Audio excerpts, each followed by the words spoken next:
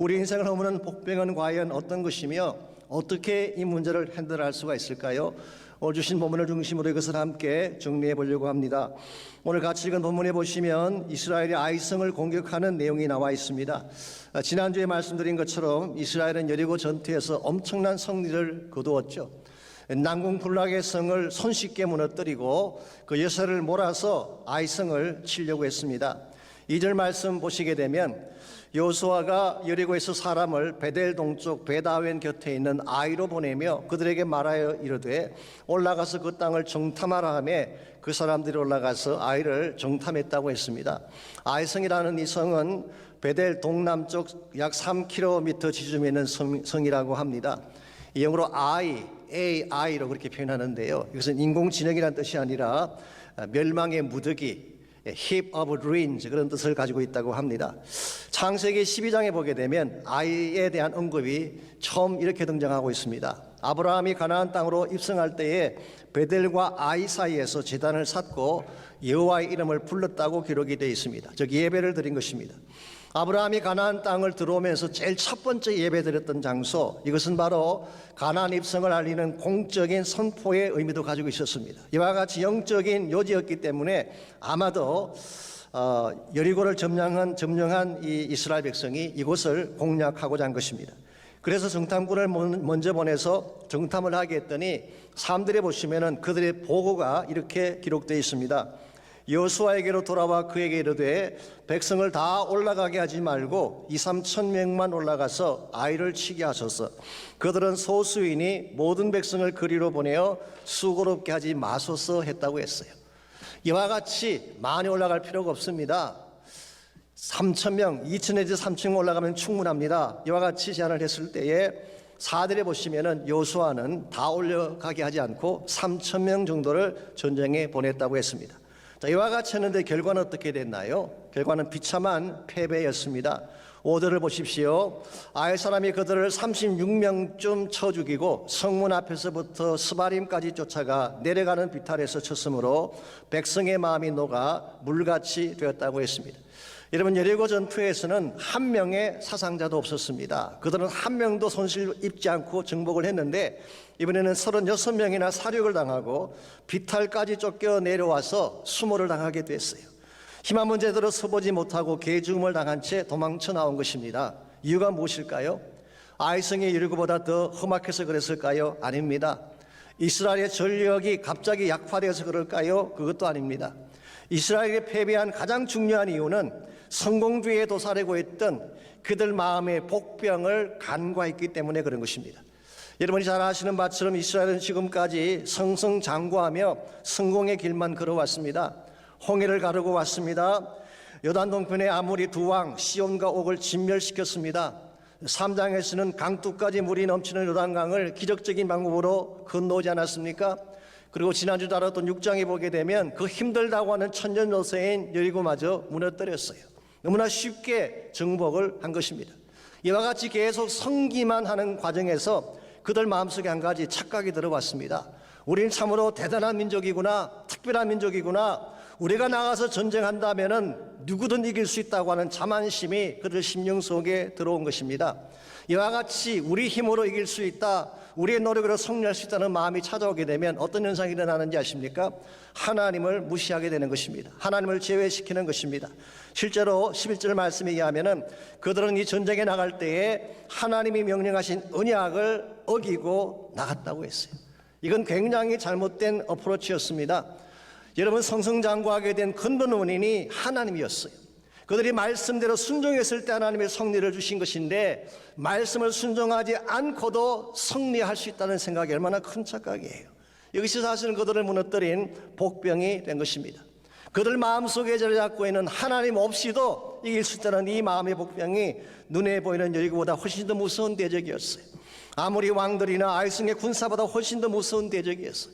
이것은 결과적으로 이스라엘 백성 전체를 파멸시키게 되고 하나님의 진노를 사게 하는 것이기 때문에 무서운 대적이 아닐 수가 없습니다. 오늘 여러분과 제 삶을 무너뜨리는 복병도 마찬가지입니다. 악한 환경이나 노골적 우리를 반대하는 사람들이 대적이 아니에요. 내 속에 숨어있는 복병이 있어요. 하나님을 가볍게 여기고 내 마음대로 살려고 하는 이 마음의 복병, 이 영적인 복병이 가장 무서운 적이 되는 것입니다. 이런 면에서 여러분과 저의 삶을 일시에 무너뜨릴 수 있는 이 복병이 무엇인가를 잘 알아야 돼요. 그리고 이것을 어떻게 핸들할 수 있는가를 잘 깨달아야지 우리가 예수 쌓아놓았던 성공의 터전을 무너뜨리지 않게 되고 바로 그 건강하게 살아갈 수가 있는 것입니다. 자, 우리 인생을 무너지게 하는 마음의 복병은 과연 어떤 것이며 이것을 어떻게 핸들할 수가 있을까요? 오늘 같이 읽은 본문에 보시면 이스라엘을 무너뜨렸던 세 가지 마음의 복병이 소개가 되어 있습니다. 제가 먼저 간단히 정리해드리면은 영어로 A, B, C라고 할 수가 있어요. A라는 단어는 arrogance, 교만이었어요. B, blame, 탓하는 마음들, 이게 blame이죠. C, covetousness, 탐욕. 이 세 가지가 사실 이스라엘을 무너뜨린 복병이었습니다. 여러분과 저의 삶에도 이 세 가지 요소가 존재합니다. 이것을 우리가 잘 핸들해야지 우리의 삶이 무너지지 않고 건강하게 살아갈 수가 있는 것입니다. 우리의 삶의 터전을 건강하게 잘 지켜내려면 첫 번째로 우리 마음에 숨겨져 있는 탐심을 비워내야 하는 것입니다. 욕심을 가지는 마음, 더 가지려고 하는 이 탐심의 마음을 비워내지 아니하면 절대로 하나님이 기뻐하시는 건강한 삶을 살 수 없다, 그런 뜻입니다. 오늘 본문을 보시게 되면 사실은 이스라엘 백성이 실패하게 했던 근본 원인이 마음속에 숨겨져 있던 탐심이었어요. 1절 말씀 다시 보겠습니다. 이스라엘 자손들이 온전히 바친 물건으로 말미암아 범죄하였으니 이는 유다 지파 세라의 정손 삽디의 손자 갈미의 아들 아간이, 이 한 사람이 범죄하면 그냥 온 집안 내린 게 줄줄이 다 나옵니다. 이 조상들이 다 수치의 이름으로 등장하게 되죠. 아간이 온전히 바친 물건을 가졌습니다. 여호와께서 이스라엘 자손들에게 진노하시니라 그랬어요. 여기 보시면은 온전히 바친 물건이 나오죠. The devoted things. 이게 무엇을 의미하는 것일까요? 히브리 말로 이것을 헤렘이라고 부릅니다. 체렘 혹은 헤렘이라고 부르는데 하나님 이런 규정을 주셨어요. 이스라엘 백성이 이방인과 전쟁을 했다가 승리할 경우에는 그 성 안에 있는 사람이건 가축이건 다 진멸시키고 어떤 물건도 취하지 못하도록 명령을 내렸어요. 이게 헤렘의 법이라고 하는 것입니다. 요즘 생각해 보면 조금 잔혹해 보이고 납득이 안 갈지 모르지만 하나님 이렇게 하실 수밖에 없었던 이유가 이래야만 이스라엘의 순결성을 지킬 수 있기 때문에 그런 것입니다. 이방에서 취하는 것은 대부분이 우상이었어요. 그리고 은이나 금이라고 하는 것도 우선 신상에 붙어있던 것들이기 때문에 이것을 가져오게 되면 이스라엘이 이방 문화에 오염되고 결과적으로 무너지는 것입니다. 그래서 하나님이 주신 특단의 법이 바로 헤렘이라는 법이었어요. 그래서 이스라엘 백성이 아이성을 공략할 때도 여호수아 6장 18절에 보면 이 사실을 이미 경고를 하셨습니다. 그 바쳐진 물건에 손대지 말라. 손대면 이스라엘 진영 전체가 화를 입게 된다고 경고를 하셨어요. 그래서도 불구하고 아간이라고 하는 사람이 설적 이것을 탈취한 것입니다. 아무도 보는 사람이 없었기 때문에 모를 줄 알았어요. 그러나 하나님의 눈마저 속일 수는 없습니다. 결국 제비뽑기를 통해 아간이 잡히게 되고 그 모든 백성 앞에 끌려 나와서 자신이 숨겼던 물건을 다 내어놓게 됐어요. 21절을 보시면 그가 훔쳤던 물건의 리스트가 이렇게 나와 있습니다. 내가 노력한 물건 중에 시날산의 아름다운 외투 한 벌과 은 200세겔과 그 무게가 50세겔 되는 금덩이 하나를 보고 탐내어 가졌나이다. 이 탐내어 가졌다, 이 말이 바로 탐심을 가졌다는 뜻이에요. 이제 그 물건들을 내 장막 가운데 땅속에 감추었는데 은은 그 밑에 있나이다 하더라. 여기 보시면 시날산 외투 한 벌이 나오죠. 이 시날산이라고 하니까 마운틴을 의미한다고 생각할지 모르지만 그 뜻이 아닙니다. 시날에서 만든 그런 뜻이에요. 그래서 made in 시날, 그런 뜻입니다. 이 시날이라는 이 지역은 창세기 11장에 보시게 되면 바벨탑을 만들었던 지역이에요. 이 니므롯이라는 사람의 주도하에 하나님을 대적하기 위해서 바벨탑을 쌓았던 곳이 바로 시날 평야였죠. 여기에 고대 바벨론 제국이 세워집니다. 그리고 바로 이것을 시작점으로 바벨론 종교가 시작되게 되죠. 그러므로 이것은 굉장히 악한 일을 행했던 장소입니다. 그래서인지 모르지만 대다수의 영어 성경들은 여기 시날이라는 단어 대신에 바빌로니아라고 번역을 했어요. From Babylonia, made in Babylon. 이런 식으로 표현을 하자면은 소위 말하는 명품을 말하는 것입니다. 피에르 땡이니 샤넬이니 루이비통이니 이런 것들이 다 이제 명품이죠. 그 당시로서는 바벨론 산이 최고의 상품이었어요. 이건 어마어마하고 굉장히 값비싼 그런 외투인 것입니다. 제가 얼마 전 포브지에서 발표한 내용을 보니까요, 지금 현재 세계 최대 갑부가 누군지 혹시 아십니까? 루이비통의 회장인 베르나르 아르노가 최고의 갑부가 됐대요. 아마존의 베이조스를 누르고 1위에 등극을 했습니다. 아이러니하게도 이 코로나 여파 속에서 갑자기 중국과 한국 등지에서 명품 소비가 늘어나면서 그 주가가 엄청 뛰었대요. 매출이 32%나 늘었다고 하니까 참 신기한 일이 아닐 수가 없습니다. 이걸 보면 예나 지금이나 명품 좋아하기는 마찬가지라고 할 수가 있어요. 특히 오늘 본문에 나오는 아간의 케이스를 한번 생각해 보십시오. 아간은 지난 40년 동안 광야길에서 누드곁만 보았어요. 지금까지 늘 누드곁만 바라보던 이 아간이 바벨론산 명품을 보는 순간 눈이 뒤집어진 거예요. 그래서 탐심을 내게 된 것입니다. 이것이 우리를 무너뜨리는 굉장히 심각한 복병입니다. 이 탐심이 들어가면 다른 것이 보이지 않게 돼요. 하나님도 안 보입니다. 사람도 안 보입니다. 탐심이 들어가면 체면도 도리도 안 보이는 것입니다. 그래서 있을 수가 없는 파렴치한 행동을 행하게 되는 것입니다. 언제인가 한국에 오신 목사님 한 분이 이런 말씀하신 걸 들었습니다. 그분 교회에 나오시는 집사님 중에 한국의 공무원을 하시는 분이 계셨는데요, 한 번은 목사님을 식당으로 나오시게 했어요. 나가셨더니 수십만 원이 넘는 식사를 주문하는 것입니다. 그래서 목사님께서 참 감사하면서도 마음이 좀 부담이 돼서 이게 너무 비싼 거 아니냐 그렇게 이야기를 했더니 그분의 답이 이와 같습니다. 사실은 어저께 좀 애매한 돈이 들어왔는데 혼자 먹기가 찜찜해서 목사님 부른 것이라. 이 졸제 목사님이 공무원이 된 것입니다. 여러분, 한국의 공무원에게만 이와 같은 탐심이 있는 것일까요? 아닙니다. 우리에게도 다 있어요. 우리 마음속에도 아간이 있는 것입니다. 더 갖고 싶어하고 더 누리고 싶어하고 더 화려하게 살고 싶어하는 아간이 우리에게 있어요. 그러나 여러분, 우리가 하나님 백성답게 살려면 이 아간을 제거해야 돼요. 정말 하나님이 기뻐하시고 세상 사람들이 볼 때도 정말 그들이 고개를 끄덕일 종류의 인생이 되려면 아간을 제거해야 하는 것입니다. 우리 마음속에는 아간을 제거하는 것이 쉬운 일일까요? 생각처럼 쉽지가 않습니다. 왜 그것이 어려우냐고 하면 이건 논리에 대한 문제가 아니에요. 이것은 본성에 대한 문제. It's nothing to do with logic. It's a matter of nature. 우리 본성에 대한 문제. 우리가 논리적으로는 압니다. 저렇게 탐심 가지면 안 되지 알고 있어요. 이론상으로 모르는 사람이 어디 있어요? 저는 악한 일을 하면 안 돼라고 다 알고 있어요. 그런데 탐심을 버리지 못해요.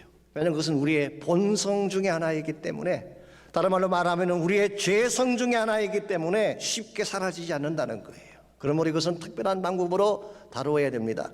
오늘 본문을 보시게 되면 여호수아는 이 아간의 문제를 어떻게 처리했는지 아십니까?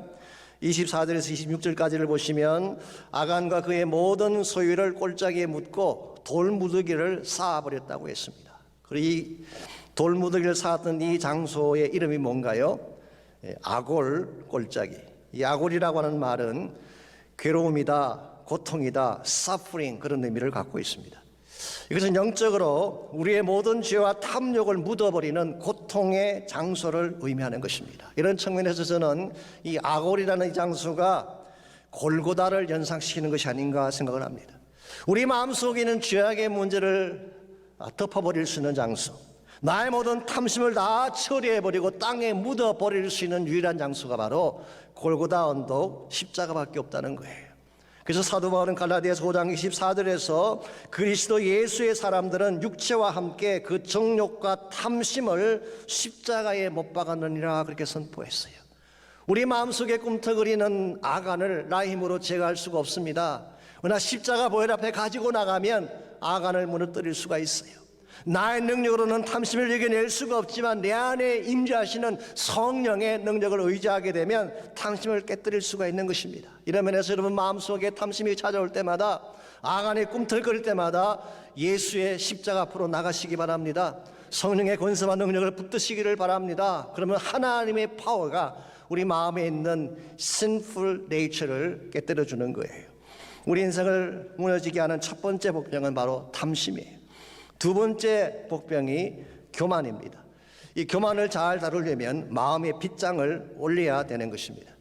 일반적으로 사람이 좀 성공을 하고 나면요, 자신도 모르는 사이에 교만해져서 마음의 가드를 내릴 때가 많습니다. 이걸 조심해야 되는 것입니다. 우리 마음의 빗장을 내리는 순간 유혹이 들어오게 되고 악한 영이 들어오게 되는 것입니다. 오늘 본문 2절과 3절을 다시 보시기 바랍니다.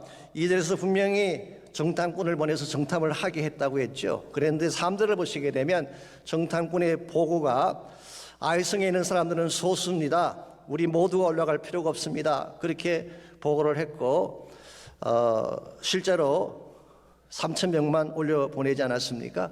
자, 여러분 생각에 정탐꾼의 보고가 정확하다고 생각하십니까? 흔히 그렇게 생각을 많이 하죠. 여리고 성은 큰 성이었고 아이성은 작은 성이었다, 그렇게 설명들을 하는데요.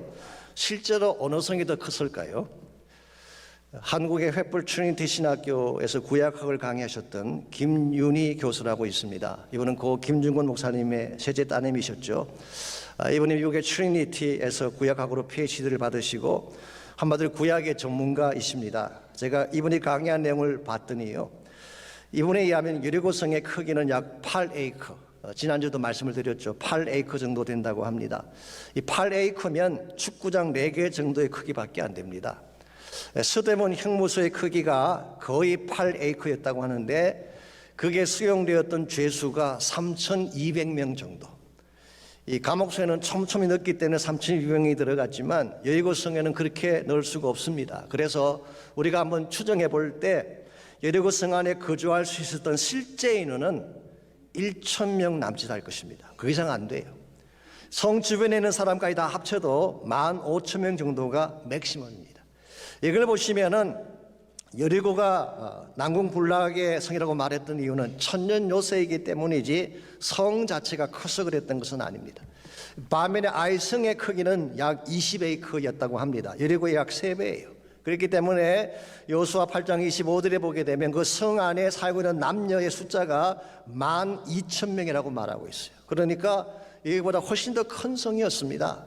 만일 12,000명의 남녀가 있었다면 그중에 최소한 4,000명 내지 5,000명의 군사가 있었다고 보아야 합니다. 군사 전략가들은 잘 압니다. 공격을 하려면은 방어하는 사람보다도 3배의 전력이 필요해요. 지금 그 성 안에 4,000 내지 5,000명의 군사가 있는데 어떻게 2,000~3,000명을 보내도 된다고 보고를 할 수가 있습니까? 저는 둘 중에 하나라고 생각합니다. 그 이유가 첫째는 부실하게 정탐을 했든지 두 번째는 교만해서 보지 못한 것입니다. 우리의 마음이 자만심으로 가득 차게 되면 현실을 제대로 볼 수가 없어요. 내 마음이 교만하게 되면 진짜 보아야 될 것을 볼 수가 없는 것입니다. 여호수아의 마음도 동일했던 것 같습니다. 정말 이와 같은 그들의 보고에 대해서 옛날 같았으면 여호수아가 체크를 해보고 하나님께 기도를 해보고 그렇게 했을 텐데 그런 기록이 없습니다. 그 말 듣자마자 3,000명만 보냈어요. 아이성을 1차 침공할 때는 기도했다는 기록이 전혀 나오지 않습니다. 왜 이와 같은 일이 벌어졌을까요? 마음이 교만해서 그런 것입니다. 이 정도면 충분하다는 마음이 있을 때에 나도 모르는 사이에 마음의 빗장을 내리게 되는 거예요. 여러분, 아무리 성공이 찾아와도 마음의 빗장 내리면 안 됩니다. 기도의 빗장을 내리게 되면 그 틈 사이로 악한 영이 들어오게 되어 있는 것입니다. 아무리 잘 나갈 때라도, 모든 것이 형통할 때라도 기도를 멈춘다든가 하나님께 나가는 것을 멈추게 되면 어느 사이에 공격을 당하고 무너질지 모르는 것입니다. 역대하 32장에 보시면요, 히스기야 왕의 실패한 그 기사가 기록이 되어 있습니다. 히스기야는 참 성군이었죠. 유다 왕 중에서도 치적이 많았던 그런 왕이었습니다. 그런데 역대하 32장에 보게 되면 히스기야가 실패를 합니다. 히스기야가 실패한 케이스가 어떤 케이스인지 아십니까? 아스로 왕 사네립이 18만 5천 대군을 끌고 침공해 왔을 때일까요? 아닙니다. 그때는 이사야와 함께 성전으로 들어가서 베옷을 입고 기도했습니다. 그랬더니 하나님이 하루아침에 18만 5천 대군을 다 죽여주셨어요. 그렇다면 그에게 주어졌던 두 번째 위기, 질병이 찾아왔습니다. 죽음의 질병이 찾아왔을 때 그때 히스기야가 실패했을까요? 아닙니다. 그때도 그는 벽을 향하여 회개하며 기도하며 하나님의 선하심을 간구했더니 하나님의 생명을 15년이나 더 연장시켜 주셨어요. 이와 같이 큰 위기였던 사네립의 공격이나 개인에게 찾아왔던 죽음의 질병을 다 극복하고 그의 삶이 부유하게 되고 편안하게 되었을 때 히스기야가 실패하게 됩니다. 바벨론에서 사자들이 찾아왔어요. 히스기야가 병에서 고침받았다는 것을 듣고 축하하기 위해서 사자들이 찾아왔을 때에 히스기야가 마음의 빗장을 풀고 자기 창고와 무기가 들어있는 모든 소유를 다 보여줍니다. 쉽게 말하면 나 이런 사람이야 과시한 거예요. 실제로 히스기야 성공은 누가 주신 겁니까? 하나님이 주신 거예요. 하나님이 주셔서 승리도 하셨고 하나님께서 살게 하신 것인데 마치 본인이 잘나서기까지 온 줄로 착각하고 자기를 과시하는 순간 그는 넘어졌어요. 이것이 유다 패망의 첫 케이스가 된 것입니다. 오늘 여러분과 제 삶에도 동일한 일이 일어날 수가 있습니다. 우리가 잘나서 된 줄 착각하면 절대로 안 됩니다. 어느 순간 넘어질지 몰라요. 그래서 중국의 고사성어 중에 호가 호위라고 하는 그런 사자성어가 있지 않습니까? 여우가 호랑이 윗새를 빌려서 호기를 부린다 그런 뜻이죠. 한 번은 여우가 길을 가다가 호랑이를 만났습니다. 졸지 잡혀 죽게 된 여우가 이렇게 기지를 발휘합니다.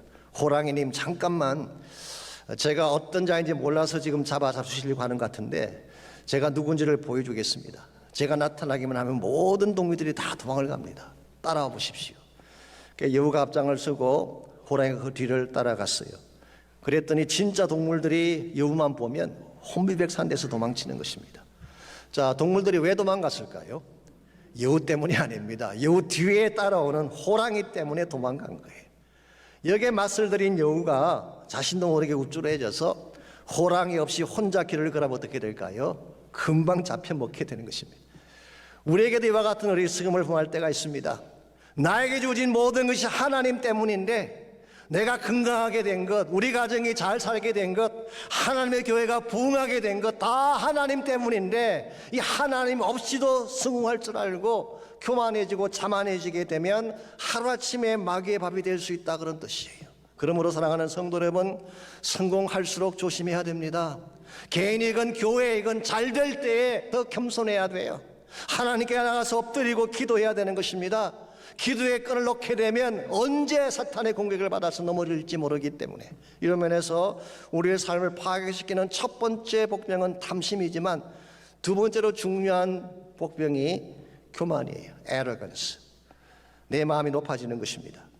우리 삶을 무너뜨리는 세 번째 복병이 뭔지 아십니까? 탓하는 습관이에요. blame game. 이것이 우리를 무너뜨리게 하는 세 번째 복병이기 때문에 이 탓하는 습관을 버려야지 우리 인생을 건강하게 만들어갈 수가 있습니다. 오늘 보면 6절과 7절을 보시게 되면요, 여호수아가 이와 같은 상황 앞에서 보였던 반응이 나와 있습니다. 먼저 6절 말씀 제가 봅니다. 여호수아가 옷을 찢고 이스라엘 장로들과 함께 여호와의 궤 앞에서 땅에 엎드려 머리에 티끌을 뒤집어쓰고 저물도록 있다가 그랬어요. 이것은 잘한 것입니다. 지도자로서 자기 군대가 패배를 했는데 그냥 있을 수가 없죠. 당연히 여호와 앞에 나가서 자복하며 회개를 한 것입니다. 이건 잘한 거예요. 그랬는데 7절을 보시면은 그가 하나님께 이 과정에서 올려드린 기도 내용이 나오는데 여기에 조금 문제가 있는 것 같습니다. 이르되 슬퍼도소이다 주 여호와여, 어찌하여 이 백성을 인도하여 요단을 건너게 하시고 우리를 아모리 사람의 손에 넘겨 멸망시키려 하셨나이까. 여기 주어는 어찌하여 주 여호와여, 여호와께서 우리를 멸망시키려 하셨다고 말하고 있습니다. 이 고백을 통해서 여호수아는 이 실패의 원인을 하나님께 돌리고 있어요. 하나님 탓이라는 것입니다. 하나님 우리를 방치해 두셨기 때문에, 내버려 두셨기 때문에 우리가 패배한 것 아니냐라고 항변하는 장면이에요. 여러분, 아이성의 실패가 하나님 때문이었습니까? 아니잖아요. 그들의 불순종으로 말미암아 스스로 자초한 것이었는데 마치 하나님 때문에 패배한 것처럼 하나님을 탓하고 있습니다. 더구나 우리가 요단 저쪽을 만족하게 여겨 거주하였다면 좋았을 뻔하였나이다라고 말하고 있어요. 이건 정말 여호수아답지 아니한 고백이죠. 여러분, 가나안을 정복하는 것이 무슨 뜻인가요? 이 하나님 비전을 이루는 것입니다. 하나님 나라를 세우는 사건이에요. 아브라함에게 약속하신 언약을 성취하기 위한 사건입니다. 이건 굉장히 중요한 비전인데요. 지금 여호수아가 뭐라고 말하고 있습니까? 차라리 요단강 건너지 않고 동편에 그냥 스테이했으면 좋았을 뻔했다고 말하고 있어요. 어떤 성경 주술가는 이 대목에 대해서 이것은 마치 38년 전에 가데스 바네아에서 부정적인 보고를 했던 10명의 정탐꾼의 말을 연상시키는 것이다, 그렇게 지적했어요. 너무나 여호수아답지 아니한 고백을 하고 있습니다. 여러분, 우리가 인생을 살다 보면 실패할 때도 있고 관계가 틀어지고 모든 것이 잘 안 될 때도 있죠. 내 인생이 잘 안 풀렸을 때에 하나님을 탓하기 시작하면 인생은 풀리지 않습니다. 혹은 인생이 잘못되었을 때에 누군가 때문이다 그러고 탓하기 시작하면요, 블레임 게임을 시작하면은 오히려 여러분의 마음의 상처만 깊어질 뿐이지 문제는 절대 해결되지 않습니다. 그러므로 정말 문제가 터졌을 때에 바른 자세가 필요한데요, 제가 프랙티컬리 3가지 바른 자세만 잠깐 언급해 드리겠습니다. 첫 번째로, 문제가 터졌을 때에 다른 사람을 탓하기보다는 우리 자신을 돌아보는 시간을 갖는 것이 더 중요해요. 이 부부관계에서 문제가 생겼을 때 보통은 보면요, 서로 변명하잖아요. 탓하잖아. 당신 탓이야, 당신 탓이야 계속 그러는데, 사실은 I am sorry 하면 끝나는 거예요. 내가 잘못했어 그러면 끝나는 거예요. 정말 나를 돌아보고 나를 탓할 때 문제가 해결되는 것이지, 다른 사람을 탓하기 시작하면 절대 문제가 풀리지 않습니다. 두 번째는, 문제가 생겼을 때에 그래도 감사해야 됩니다. 그래도 감사해요. 오늘 본문에서 이스라엘이 패배는 했지만 전체가 다 죽거나 괴멸된 것은 아니잖아요. 이 정도로 끝난 것을 감사해야 돼요. 사실 탓하기보다 감사하게 되면 마음의 기쁨이 주어지게 되고 회복이 일어나기 시작하는 것입니다. 세 번째로, 이와 같이 문제가 생겼을 때는 믿음의 시각으로 모든 것을 다시 보는 것입니다. 내가 지금까지 그냥 살아왔는데 이 모든 상황을 믿음의 차원에서 다시 보는 거예요. 다시 보게 되면 그때 하나님의 길이 보이기 시작하고 하나님이 준비해 놓으신 해답도 볼 수가 있게 돼요.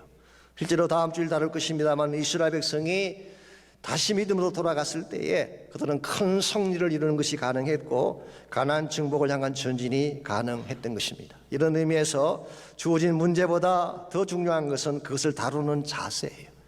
여러분의 삶 가운데도 많은 환경적인 어려운 문제들, 또 관계적인 어려움이 있을지 모릅니다. 그러나 여러분께서 원망하고 탓하기 시작하면 끝이 없어요. 오히려 주어진 것을 잘 액셉트하고 믿음으로 새롭게 보기 시작하면 길이 열리고 새 축복이 시작이 되는 것입니다. 일본의 기업가 중에 마스시타 고노스케라고 하는 사람이 있습니다. 오늘 지금 세상을 떠난 분인데요, 2차 대전 직후에 폐허가 된 일본 땅에 마스시타 전기회사를 세워서 세계적인 회사로 만든 분, 경영의 신이라고 불리는 그런 사람입니다. 오죽했으면 일본 아사히 신문이 일본의 지난 1000년 역사상 가장 위대한 경영인 한 명을 뽑는다면 마스시타를 뽑아야 된다라고 말을 했겠습니까? 그분이 남긴 말 중에 이런 말이 있습니다. 나는 하나님이 주신 3가지 은혜 때문에 크게 성공할 수 있었다. 첫 번째로, 집이 몹시 가난해 어릴 적부터 구두 닦기, 신문팔이 같은 고생을 통해 세상을 살아가는 데 필요한 많은 경험을 쌓을 수 있었다. 두 번째, 태어났을 때부터 몸이 몹시 약해서 운동에 힘썼기 때문에 건강을 유지할 수가 있었다. 셋째로, 나는 초등학교도 못 다녔기 때문에 모든 사람을 나의 스승으로 여기고 누구에게나 물어가며 배우는 일에 게을리하지 않았다. 참 위대하지 않습니까? 일반 사람 같았으면 가난을 탓하고 건강을 탓하고 학벌을 탓했을 텐데 오히려 그것 덕분에 성공하게 되었다고 밝히고 있습니다. 이것이 사람을 일어서게 만든 거예요. 여러분, 세상 사람들도 이와 같은 자세로 살고 있는데 하물며 하나님 믿는다고 말하는 여러분과 저가 문제만 생기면 누구 탓하고 원망하며 살았어야 되겠습니까? 사실 요즘 젊은 분들 가운데는 흙수저, 금수저 때문에 상처받는 이들이 많잖아요. 근데 저는 상처를 받더라도 너무 심하게 받지 않았으면 좋겠어요. 여러분, 금수저 물고 태어났다고 꼭 잘 산다는 보장 없습니다. 흙수저 물고 태어났다고 꼭 못 살라는 보장도 없어요. 우리 학이 달린 거예요. 내가 하나님 안에서 바른 가치를 발견하고 바른 믿음을 가지고 하나님의 바른 목적에 나아가게 되면 하나님이 성공을 주시는 것인데 왜 탓을 하느냐는 것입니다. 나의 출신, 나의 조건 탓한다고 문제가 떠나가지 않아요. 믿을 때 문제가 해결되는 것입니다. 그래서 데이비드 시먼스는 이런 말을 했습니다. Moving beyond blame to belief. 너희들이 blame을 넘어서서 이 탓하는 삶을 넘어서서 belief, 믿음으로 나아가야지 참된 성리를 이룰 수 있다. 그런 말을 했어요. 사랑하는 성도 여러분, 우리 모두에게는 문제가 있습니다. 문제가 없는 사람은 아무도 없어요. 인생 살다 보면은 아이성이나 여리고성 같은 난적을 만날 때가 분명히 있죠. 그때 여러분께서 중요한 것은 바른 믿음을 갖는 거예요. 하나님이 내 삶의 주권자가 되셔서 내 삶을 이끌게 하는 것입니다. 하나님이 나의 삶을 주관해 다스리게 되면, 하나님이 일하기 시작하면 어떠한 성도 무너질 수가 있고 어떠한 난관도 뚫고 지나가서 승리할 수가 있는 것입니다. 여러분과 제가 정말 인생을 반듯하게 살기를 원한다면 내 마음에 주어질 마음의 복병들을 조심해야 돼요. 탐심은 하나님을 향한 우리의 사랑을 빼앗아갑니다. 교만은 기도의 문을 닫게 하고 하늘의 능력을 차단시키는 것입니다. 원망하고 탓하며 사는 마음에는 감사와 은혜의 감격이 사라지는 거예요. 그러므로 아무리 힘들고 어려울지라도 하나님 바라보고 주를 향해 나가는 여러분 모두가 되시기를 바랍니다. 그때 하나님께서 여러분을 고쳐주시고 다시 일으켜 주셔서 바른 삶을 살도록 도와주시는 것입니다.